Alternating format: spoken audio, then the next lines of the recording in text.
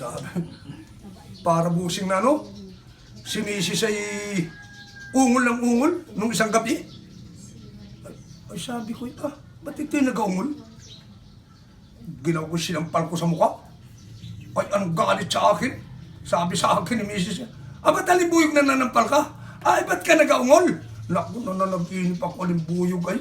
Ay ano naman panag-inip mo? Anong sama ba yan ng panag-inip ko? Ano? Uy, nadadala ako ng baha ay.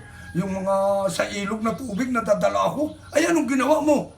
Ay, hila ko yung mga kugon ay dala ay. Yung mga talahib ay dala.